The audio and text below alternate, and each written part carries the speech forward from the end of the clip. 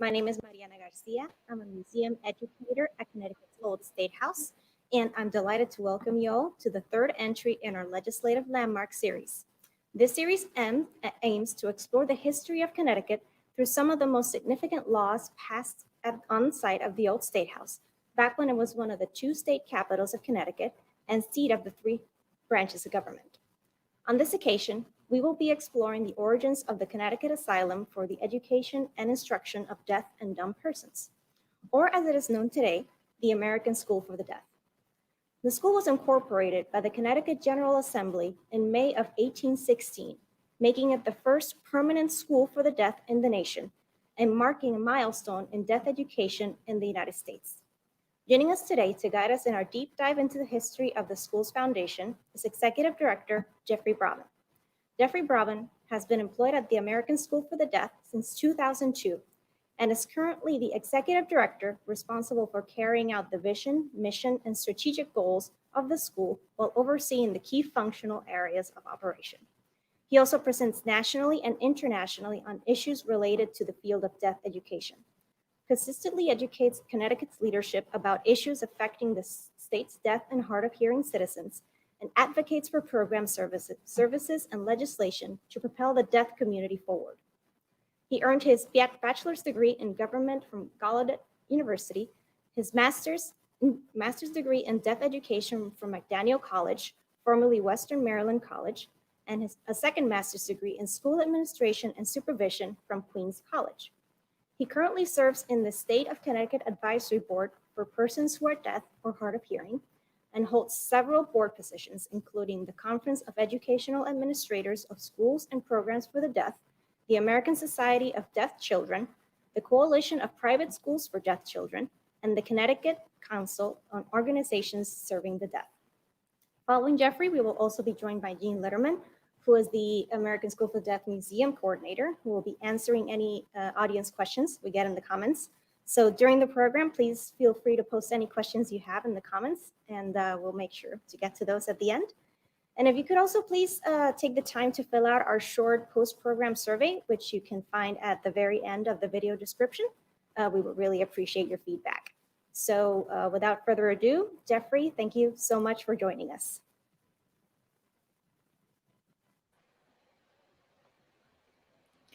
Hello, everyone. I'm so happy to see you all. My name is Jeff Bravin. I'm Executive Director here at the American School for the Deaf. I'd like to thank Mariana and the Old State House for hosting this event today. And hopefully you are able to see my screen that I'm sharing that has the history of our school and our close partnership with the Old State House. I also have Jean Linderman, who is ASD Cogswell Heritage House Coordinator. She works here at our museum on our campus. Now, Jean is the director of the Cogswell Heritage House with different artifacts of our school. Because of the COVID-19 pandemic, we had to close the museum. We were not allowed to have any visitors on campus. And the same is true for many other museums and historical sites throughout our state. However, once we are past this pandemic, and after my presentation today, I'm hopeful that you may consider coming to our campus and visiting. I'm sure that Jean would be more than thrilled to give you a guided tour of our Cogswell Heritage House.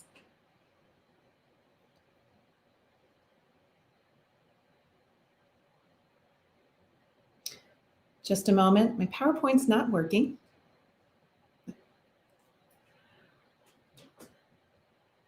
So I'm going to go ahead and get started with a bit of history about the American School for the Deaf and our connection to the Old State House.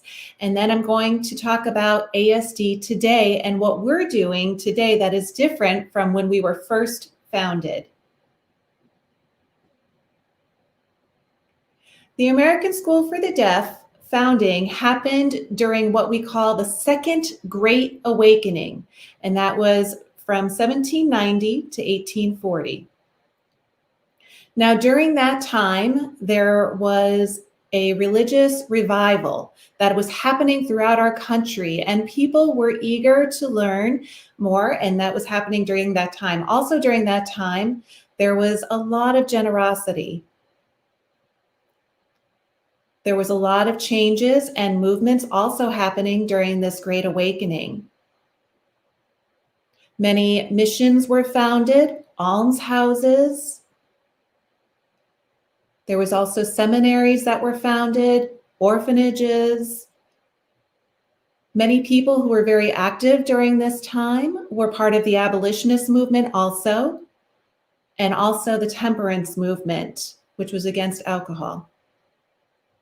People oftentimes were encouraged to sacrifice themselves in the pursuit of helping others, and that was the ideal at that time. Oftentimes, preachers would bring people together to encourage them to do what they could to help change society. So from those discussions came the beginnings of our school, which eventually led to the reality of the founding of the American School for the Deaf. Now, I'd like to share a little bit about the beginnings of deaf education. And I've told this story so many times, but it all began with a young girl named Alice Cogswell. Her father was Dr. Mason Cogswell, a prominent physician here in the Hartford area. Mason Cogswell had his deaf daughter and wondered how he could educate her. He ended up meeting Thomas Gallaudet, who was a pastor. And he shared, I have a deaf child and I'm not sure how to educate her. Thomas Gallaudet said, let me meet your daughter, Alice. Let's see what we can do. Now, the story is that Thomas Gallaudet met Alice, and at the time he was wearing a top hat. And so as he met this deaf child, Alice was absolutely fascinated with Thomas's hat. And so he took his hat off and in the dirt wrote the letters H-A-T. Alice looked at that, looked at his hat, and made an immediate connection. Thomas knew she was extremely bright and she could learn, and at that moment decided to take action. So Thomas Gallaudet had discussions with Cogswell, and they decided that they had to find a way to educate his daughter. Now, Mason Cogswell was very wealthy and also had a group of very wealthy friends. They came together and were able to raise funds to send Gallaudet to Europe.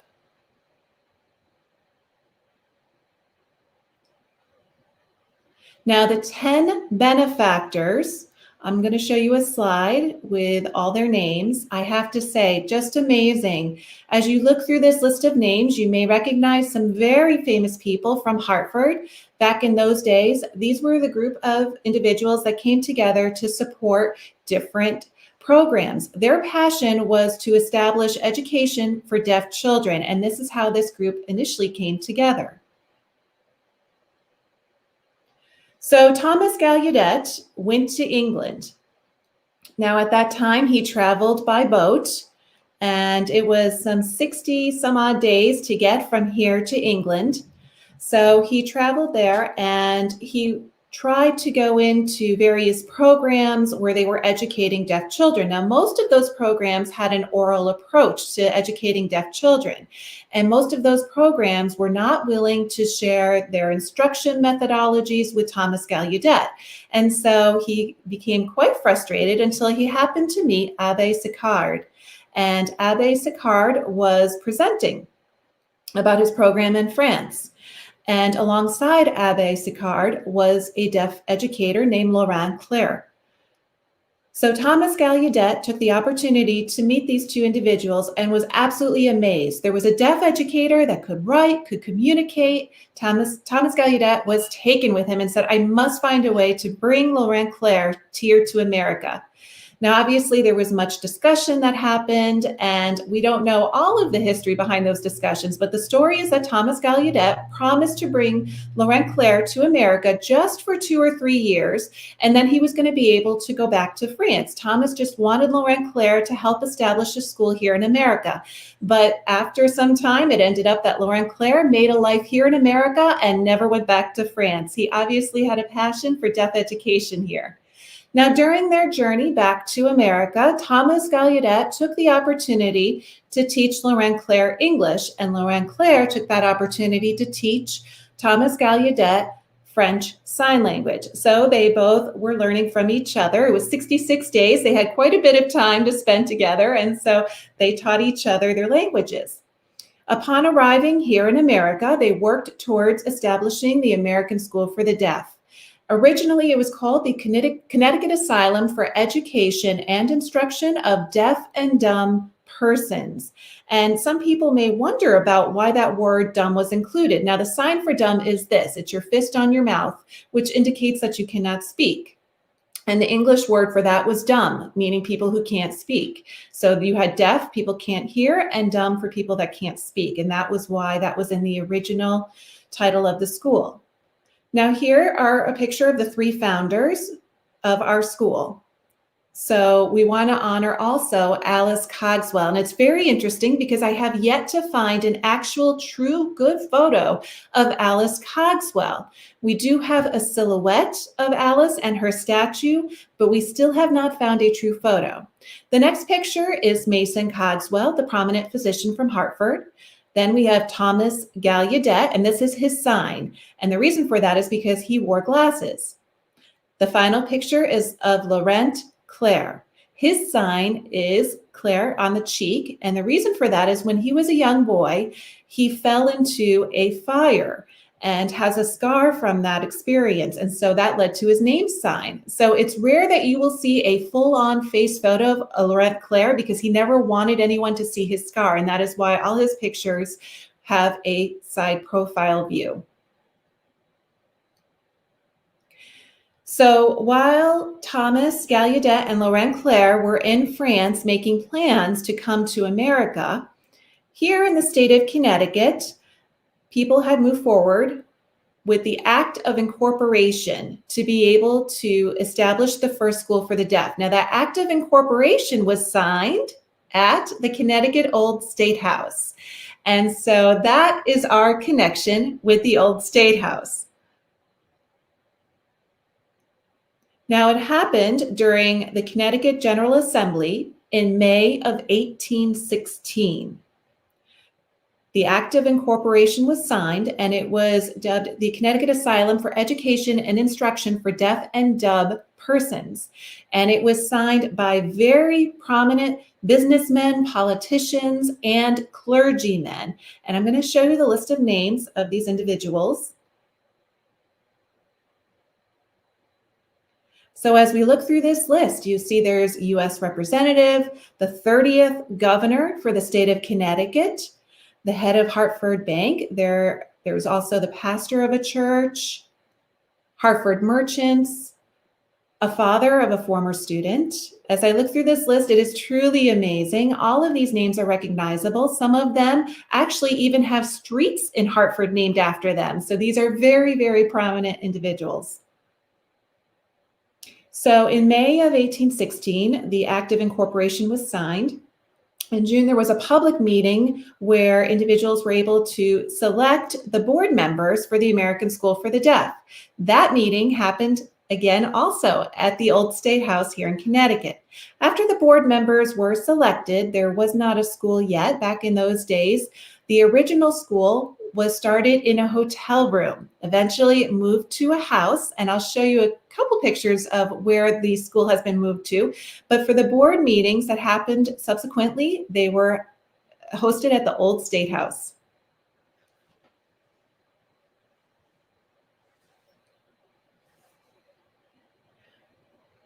There were many important events that happened at the Old State House. There were local support events, and Connecticut, the state of Connecticut, gave $5,000 to really begin fundraising for the American School for the Deaf. And so back then, during that time, there was no other special education facility in the Western Hemisphere. The American School for the Deaf was the very first special education site, and that was a decision that the state of Connecticut had committed to establishing the special education school. Governor Oliver Wolcott's proclamation. We have the actual proclamation here. I'll show you in just a moment.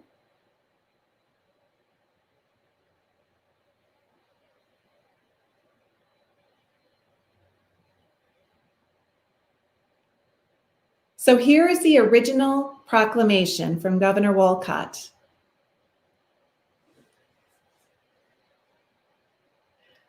Jean Linderman will hurt me if I damage this document, so I have to be very careful, and I'm going to put it away for now. So that proclamation came from the governor, and it proclaimed that all people in churches, religious facilities could move forth with raising funds to give to the American School for the Deaf. And I have to say that was extremely unusual, but it happened during that second Great Awakening that I mentioned earlier in my presentation. It was a time of philanthropy, and people gave many funds to help found our school. Also, we received the very first federal grant for a special education school, and that happened in 1819. That came to us here at the American School for the Deaf, another very interesting fact. Now, I had showed you a very light picture of the incorporation, but we actually have that act of incorporation, the actual document, which is here framed.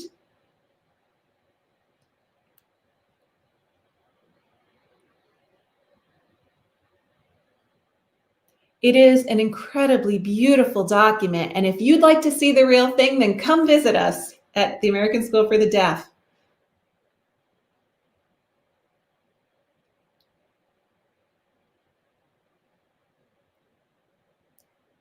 So this next slide here shows the different sites of the American School for the Deaf. The very first picture is the old Hartford Building, and that is currently where the Hartford Insurance Company now stands. So if you see the older white building, that was actually the very first site. Actually, we call it the third building for the American School for the Deaf, because the very first site was a small hotel room. Then we moved to a house, and then to this. This is where the Hartford Insurance Company currently stands. So if you happen to be walking along Asylum Street, you will see a statue of Alice Cogswell standing between two hands.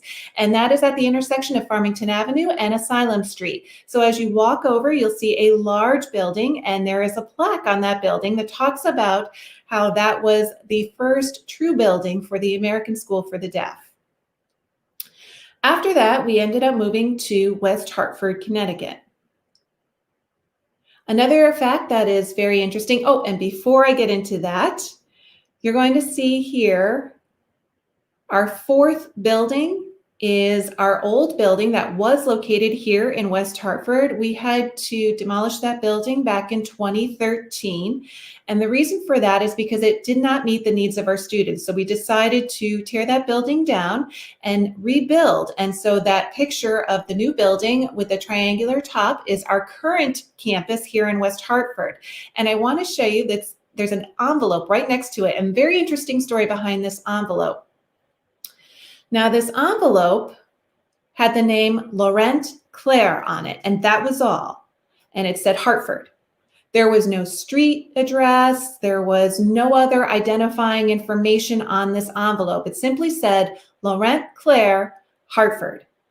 And the postmaster was still able to deliver this letter. It was fascinating. Back in those days, there was no street names required. And so I'm absolutely amazed at how close-knit people were. People very much knew each other and were able to find each other just based on knowing where they lived.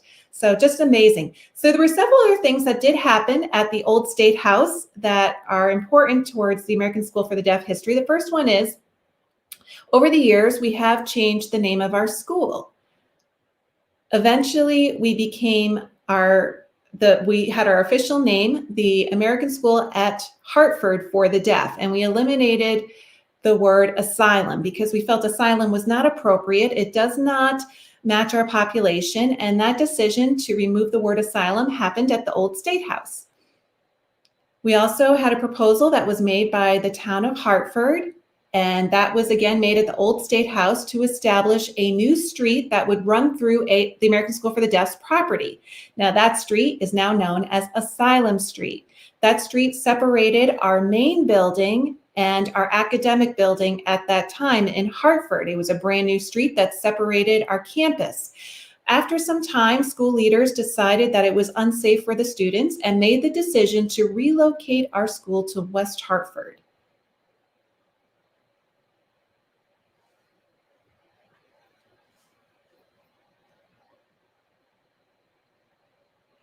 So this letter here that you can see is a copy, but Jean tells me we actually have the original letter.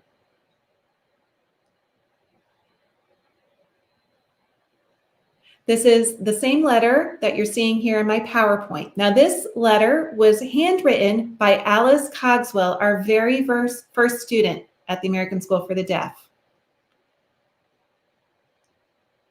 And Jean said this letter is significant. Now, the reason for that is because people contributed money to the school, but people were also doubtful that deaf people could actually learn and receive an education, and that they could go on to either read or speak or write.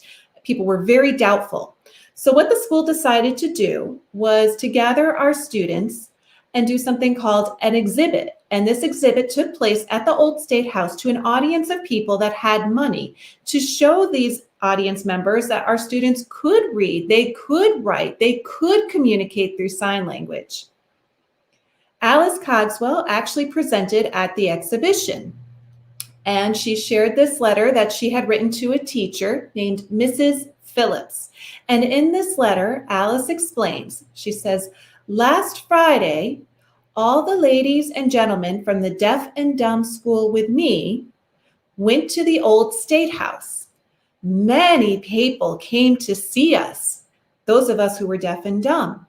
I wrote on the board, and there were 2 pieces of paper that I wrote on to show people that I can write.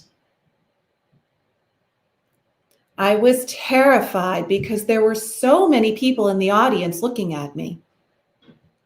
Miss Gilbert was also very nervous. Miss Gilbert was another student.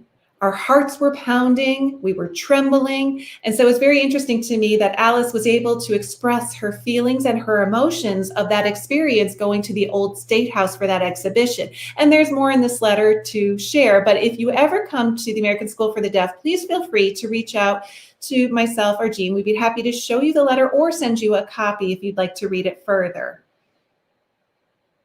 Another very interesting fact around the Second Great Awakening is that some Connecticut historians had written that the founding of the American School for the Deaf was one, if not the most important example of philanthropic effort of the Second Great Awakening. I thought that was absolutely fascinating.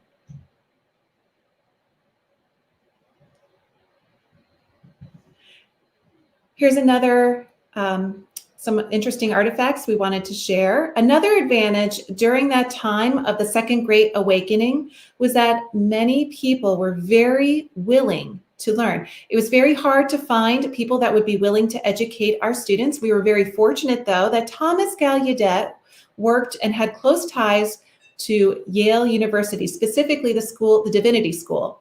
Through his connections, he was able to bring on students who were willing to come and educate our students at a reduced salary. So that was a wonderful advantage of working during that Second Great Awakening.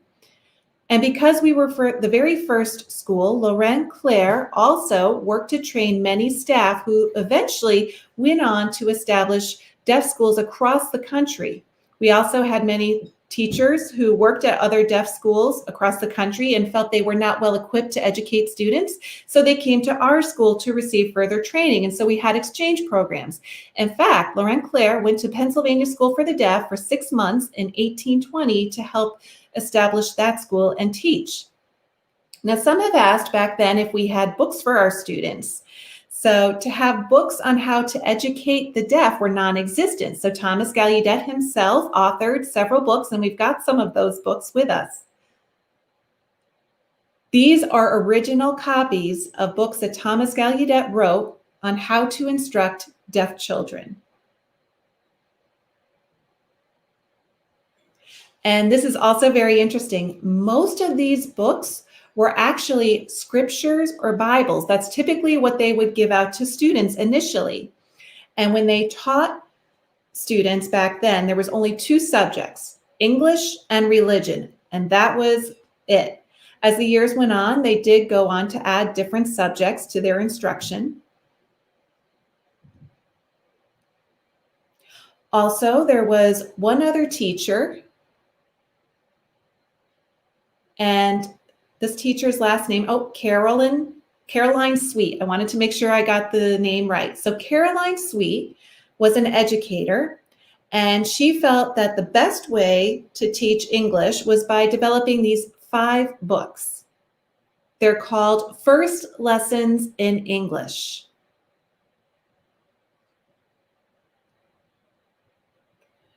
So we actually still have a full set of these books that she authored, and they were wonderful. They were written by Caroline, and she's an educator, and they were actually printed here at the American School for the Deaf. Back in those days, we had a print shop on our campus because vocational training was key for our students. For any of our students that perhaps did not have access to language at a young age, it might be too late for them to acquire a strong language foundation by the time they came to our school. So we offered vocational training for those students. We had a print shop, we had shoemaking, and I have an example even to show you today.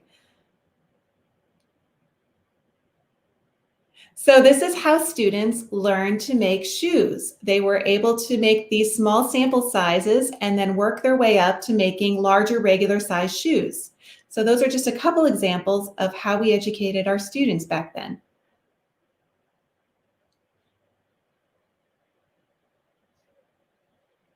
There were other trades that we offered, like cabinetry. For our girls, they had to learn how to sew. Girls also had to learn how to make linens, aprons, curtains. They had to learn about food preparation, while the boys had instruction on farming tasks, such as milking cows. They also learned how to make furniture, paint, how to take care of animals. So that was our vocational training back in those days.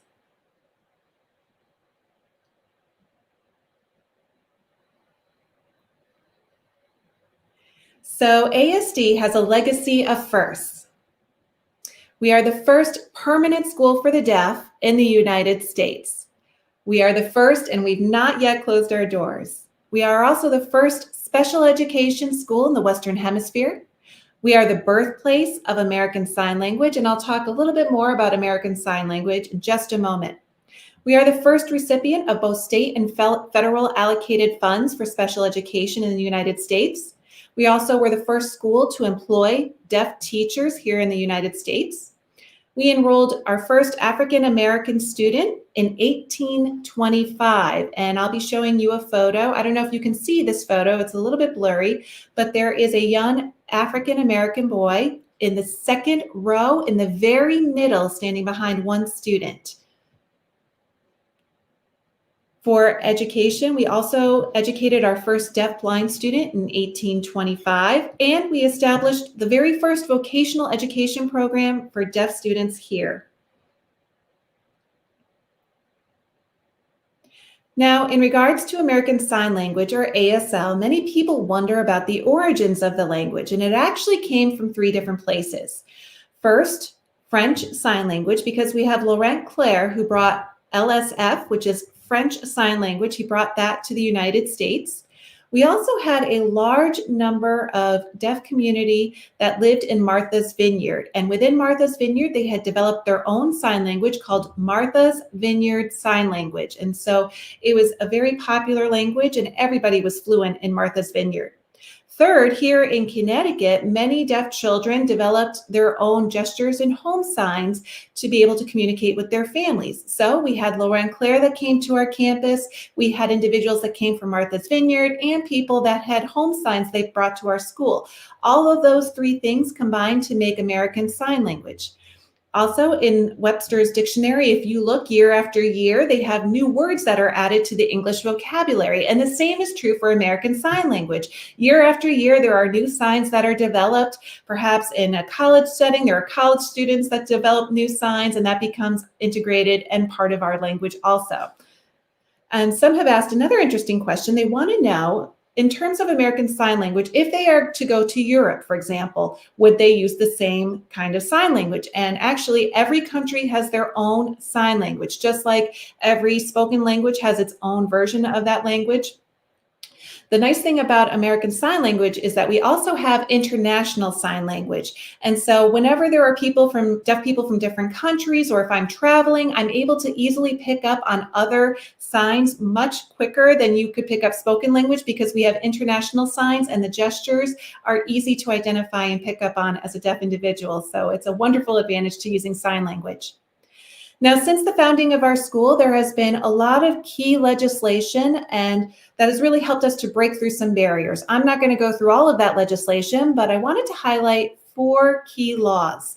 The first one is Caption Films for the Deaf, that passed in 1958, and this was important.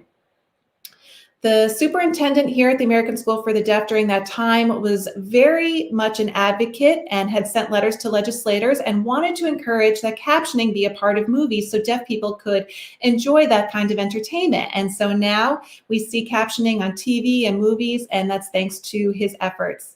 Also, we have the Rehabilitation Act of 1973 to ensure that all people with disabilities are able to receive an appropriate education, and that we're not able to dismiss anybody from a public education. Third was the American with Disabilities Act, and that happened in 1990, and that bans any discrimination for employment opportunities for people with disabilities. We need to make sure that everyone is able to work with reasonable accommodations so that people can enjoy working in different sites. The fourth key law that passed was IDA, which is the Individuals with Disabilities Education Act, that passed in 1990 and ensured that students with disabilities must be provided with a free and appropriate education that matches their individual needs. And that is why today we have IEPs, individual education plans, to ensure that education and instruction programs are matched with students' individual needs.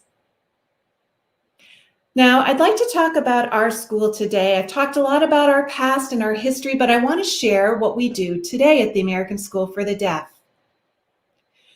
Our school has a beautiful campus. If you happen to be driving by, I know a lot of people have shared with me, I drive by on North Main Street, I see this beautiful campus, but I don't know what happens behind those doors. And so I'm here to share with you today what happens on our campus. We have an amazing pre-K through 12th grade academic program for our deaf students that take regular core academic subjects, math, English, science. We also offer after-school activities, a variety of sports opportunities, soccer, volleyball, basketball, track. There's also individual sports as well.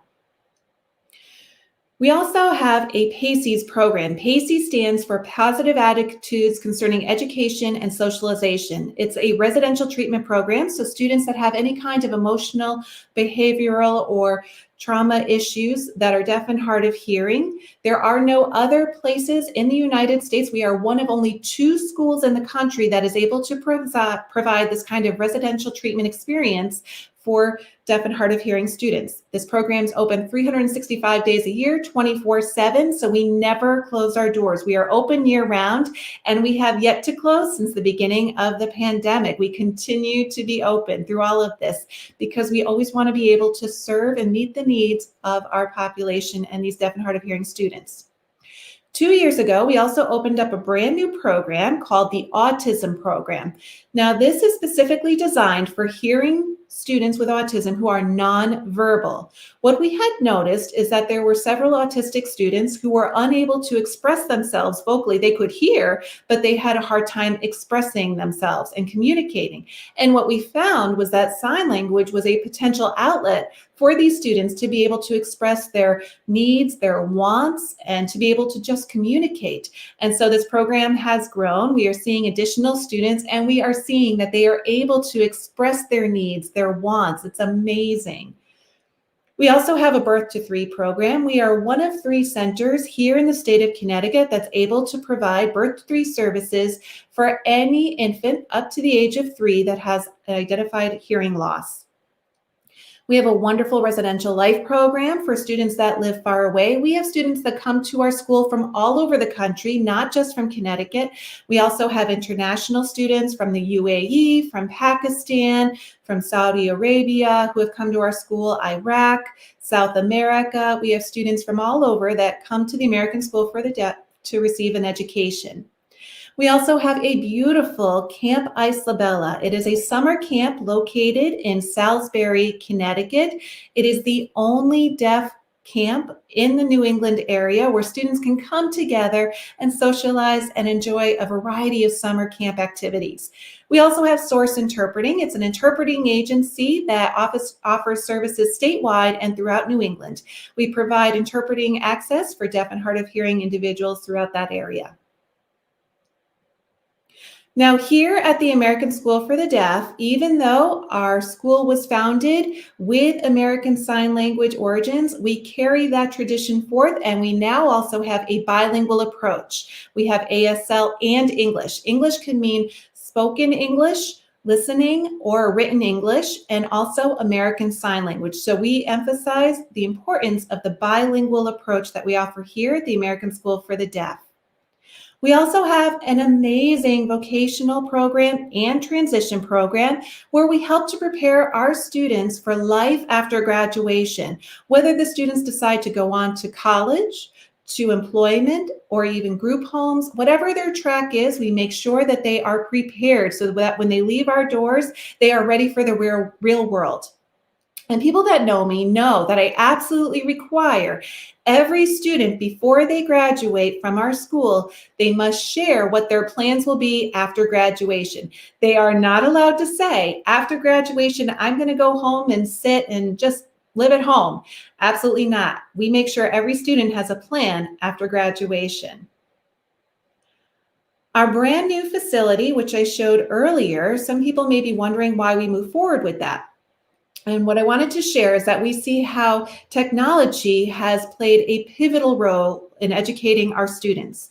We want to ensure that all of our students have full access to everything that they need to receive their education. And so we have the latest and greatest in technology. So if you come to our campus, you'll see how much we use technology to ensure our students have full access to their education. Our campus is designed based on the idea of having universal design. That means any building, anywhere on our campus is designed to be able to meet the needs of any individual, whether they are deaf, blind, or in a wheelchair. Everyone should have full access. And that is a goal that we always strive towards here on our campus.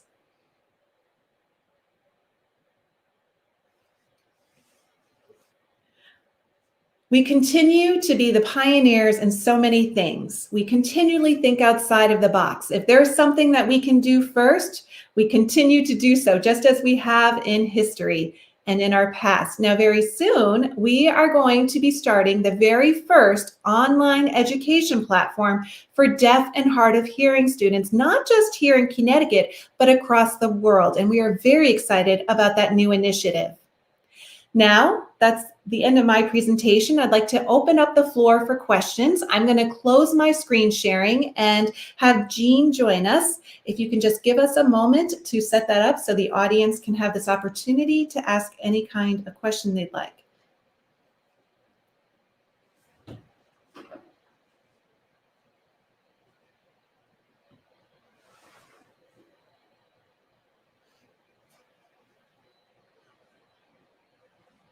And are you able to show two cameras? I've got two Jeff.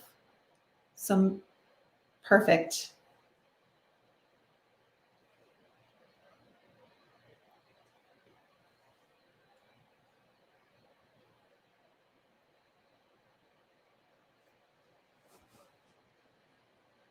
So it is amazing. Technology is a wonderful thing because, as I said, here on our campus, it is absolutely vital. We want to make sure we are fully accessible, but especially with COVID, we have to make sure we're able to be socially distant as well. So I was able to use two laptops for my presentation, and now I'm able to share one of them with Jean, so she's able to join in for question and answer. So I'd like to open it up for any questions you may have.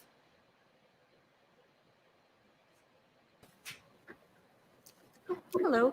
Yes, we do have quite a few questions in the comments here. Let's see, where can we start? So Allie, she's asking, what is the age range of students? And if I might add a second part to that question, how has the age range of students changed throughout the history of the school?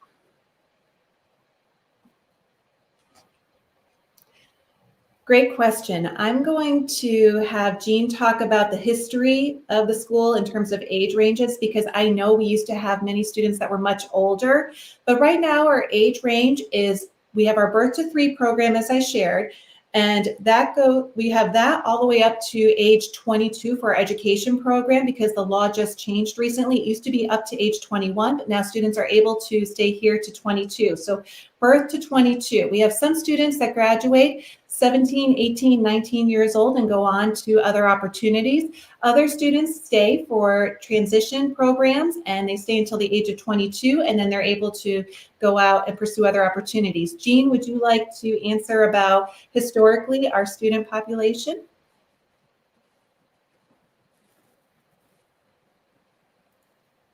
Oh, Jean, you have to unmute.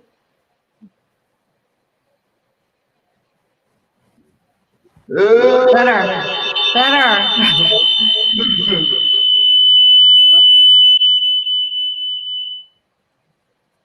Okay. Mhm. I think it's fine now.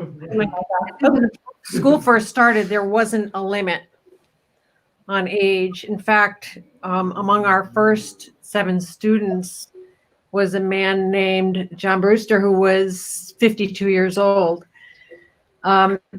The idea with the founders, when they were enrolling students during the early years, was that students had to be older, actually older than 10. They had to be able to actually form letters and write. And the idea, I think, among the founders was that younger children did not have the self-control to sit in a classroom environment.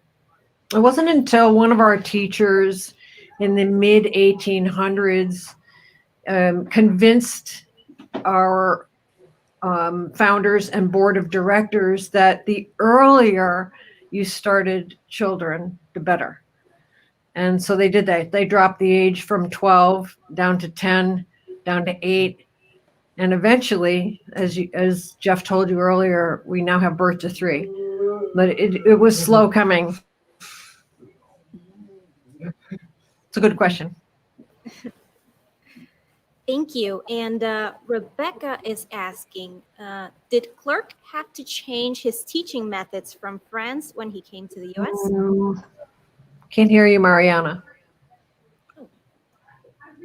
Can you hear me now?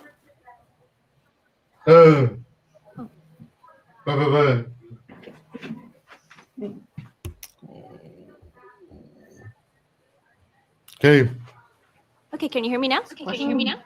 A little better. Okay. Right. So Rebecca is asking, did Clerk have to change his teaching methods from France when he came to the US? His methods, not so much. The methods that he taught our instructors were outstanding. It's all visual teaching, so this was very different. The language, the sign language, yes. One of the most difficult transitions was, I think you've probably heard a lot of people say that the English language is very difficult to master. And that was true for Claire as well, although he did understand the English language, but the transition was difficult to achieve. And remember, our students weren't just learning sign language, they were also learning the English language as well. So they're learning English grammar, syntax, which is quite different than American Sign Language. It's a very difficult job. I can imagine, yeah. Thank you. So Tara is asking, was the blind student both blind and deaf? If so, how did they approach teaching that student? Yes, she was. Her name was Julia Brace, and she came to our school in 1825. And I think, again, it was during this period of, like Jeff spoke earlier, benevolence and the Second Great Awakening. And so our ladies visiting committee encouraged Gallaudet to accept her at no cost, and which they did. Julia ended up staying here almost throughout the rest of her life. There wasn't much for two reasons. She, not just being deaf and blind, but also she was much older when she came here. She wasn't a 10-year-old. She was in her 20s. So they couldn't go very far with her in her training. They also weren't equipped to teach blind students. They taught deaf students. So this posed an extraordinary challenge for the teachers in the school at the time, but they did keep her on. And Julia continued to live here as a resident and work here. And there are stories from the matron at the time. Her name was Phoebe White, and she wrote a long dissertation, which is beautiful, about Julia Brace and how good she was at the work that she did. She used to do laundry. She worked in our laundry room and did a lot of sewing. And according to Phoebe White, our matron, Julia Brace could distribute laundry on the right beds in the dormitories by smell. That's fascinating. Yeah. So our friend Donald Roger, he has a multi-part question. Please say more about the student body. Where did students come from? Were they only local? Were there any Native American students? Did they have to pay tuition? What did they do with their education after graduation? And did they get involved in reform activities in their own? Wow, these are really good questions. Her students came from, at first, all Connecticut. But after the government gave us funding, federal funding, that was our first name change. And we changed from the Connecticut Institute to the American Asylum, because we began serving students from surrounding states, beginning in New England. And so our exhibitions that we gave, almost showing the students' talents to the public, went from just the Hartford Old State House to its counterparts in Maine and Vermont and New Hampshire, and eventually Rhode Island, and even south towards Georgia and beyond. So in the first couple of decades, you saw our student body, many states represented by our student body. And you can see that in our books of admissions, that the students came from as far away as, way down south, and even in the Midwest, Alabama, South Carolina. After graduation, most students, as Jeff explained, learned a trade. Actually, it was a requirement of the school that every single student had to take a trade. The idea from surrounding states that spent money to send their students here was that they wanted to receive them back, not just with the ability to read and write, but as a contributing member of society. So every student had to graduate with some form of skill. Most students moved back home, and they worked in shoe shops or metalworking or printing or what have you. I think I answered all those questions. Yeah. Hey, And this is, Jeff, just the question in regards to the Native American students. I have to say, I'm not sure if we had any. Maybe Jean can speak to that, but I can tell you now we do have several students from different tribes that come to our school currently. But back in those days, I'm sure there was a period of time when we had those kinds of students. Do you know, Jean? We did not. I don't have a record of that. Oh, very interesting. Mhm. And Rebecca, we have a second question from Rebecca. Is the American School for the Deaf considered a public or private school? And do students need to apply to attend?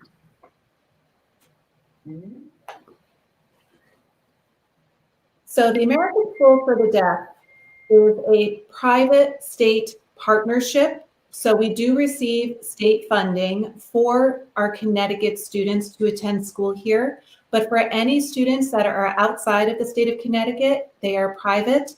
So either the school districts or the state will pay for those students to attend school here.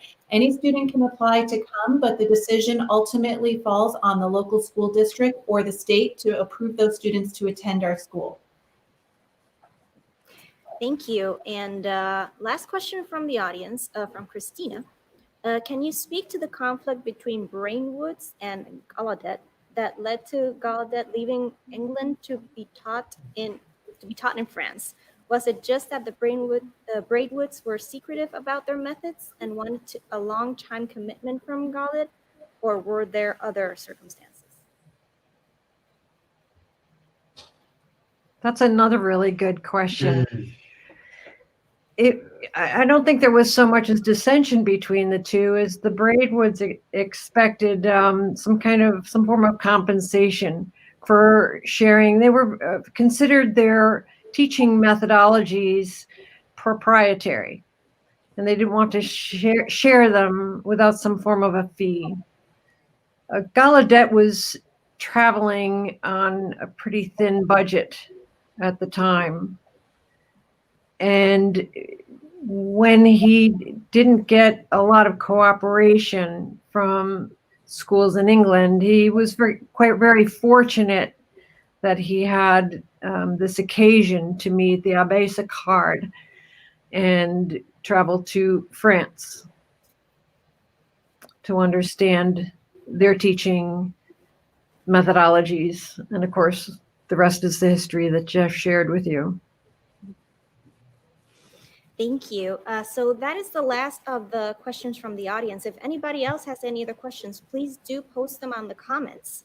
And I do have a couple of other questions of my own. That's okay. We still have a couple of minutes before we're out. Okay, awesome.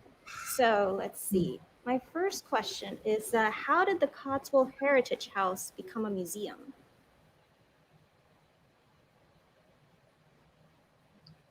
So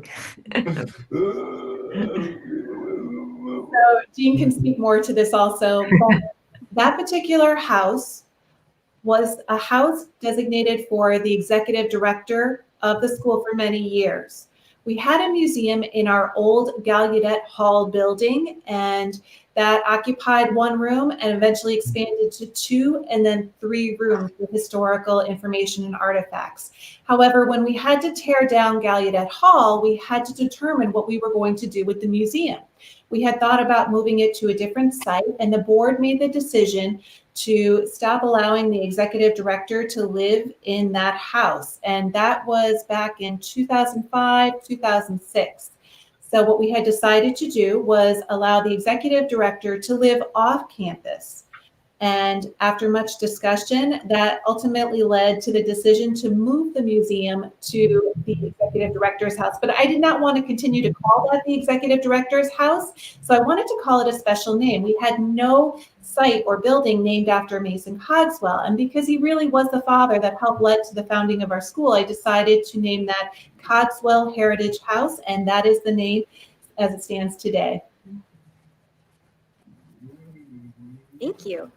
And another question, how common was sign language in the US before the establishment of the school?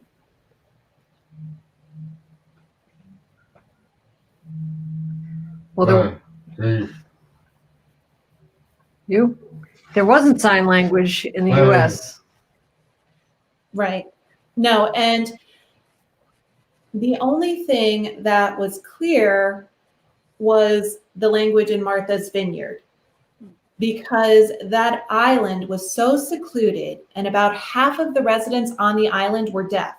The other half were hearing, and everybody, hearing and deaf alike, signed. It was a normal communication modality for everyone on the island.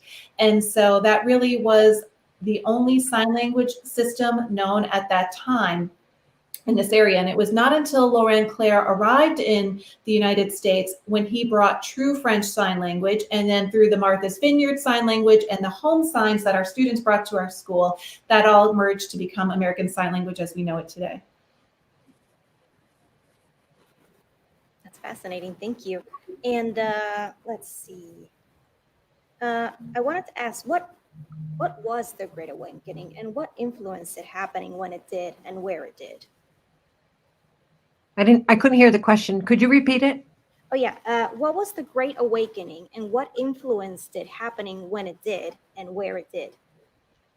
You're talking about the Second Great Awakening that Jeff presented earlier. It was actually, I don't think you can point to one specific thing that contributed to it. I think it was a lot of things that created this time, and I think it was a time of peace. Number one, it was a somewhat prosperous time.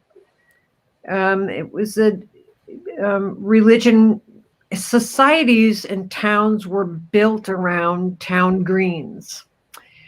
So the church and religion was the cornerstone of groupings of society to begin with. So they received a lot of great influence from churches at the time. Ministers were held in great esteem. So I think it was a lot of things that contributed to the period of the Second Great Awakening, and so many different institutions opened up during this time. It's the reason that we feel that it has significance to the beginning of our school is that we won't know this, but it's likely that had our founders tried to appeal to the public during a different time, perhaps the mid to later 1800s, the public may not have been as receptive as they found them to be in the early 1800s. See, so it was a matter of the right people at the right place, at the right time. Yeah, actually, yeah, that's a good way to put it. Okay. Timing is everything, as they say, right? Yeah, it really is. And location, location, location. Well, thank you so much, Jean, and also Jeffrey for being with us today and to talk about the school and its wonderful history. I think it's a really important story for people in Connecticut and the rest of the country to know about, because I think it really highlights how far we've come, but also how far we still have to go in terms of access to education for everybody in our country. So thank you so much. Thank you very much for including us in your program. No problem. And before we leave, I hope it's okay if I take a minute to talk a little bit about some other upcoming virtual programs that we have at the Old State House. Sure. So, yeah.